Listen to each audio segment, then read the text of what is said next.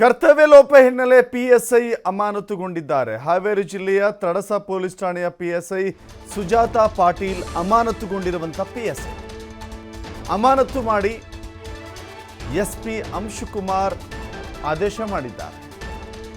ಅಪಘಾತ ಪ್ರಕರಣದಲ್ಲಿ ವಾಹನ ಬದಲಾವಣೆ ಮಾಡಿರುವಂಥ ಆರೋಪ ಅವರ ಮೇಲಿದೆ. ತನಿಖೆಯಲ್ಲಿ ಕರ್ತವ್ಯ ಲೋಪ ಎಸಗಿದಂಥ ಹಿನ್ನೆಲೆ ಏನಾಗುತ್ತೆ, ಅಪಘಾತ ಆದಂಥ ಸಂದರ್ಭದಲ್ಲಿ ಕೆಲವು ಬಾರಿ ವಾಹನಗಳನ್ನು ತಮ್ಮ ವಾಹನಗಳ ಬದಲಾಗಿ ಯಾವುದೋ ಚಿಕ್ಕ ಪುಟ್ಟ ವಾಹನಗಳನ್ನು ತೋರಿಸ್ಬಿಡ್ತಾರೆ. ಇಲ್ಲ, ನಮ್ಮ ವಾಹನ ಅಲ್ಲ, ಇದು ಬೇರೆ ವಾಹನ ಅಂತ ಹೇಳಿ ವಾಹನದ ಬದಲಾವಣೆ ಮಾಡುವಂಥ ಪ್ರಯತ್ನವನ್ನು ಮಾಡ್ತಾರೆ. ಅದೇ ಪ್ರಯತ್ನ ಈ PSI ಮಾಡಿದ್ದಾರೆ, ಸುಜಾತಾ ಪಾಟೀಲ್ ಮಾಡಿದ್ದಾರೆ ಅಂತ ಹೇಳಿ ಆರೋಪ ಇದೆಯಂತೆ.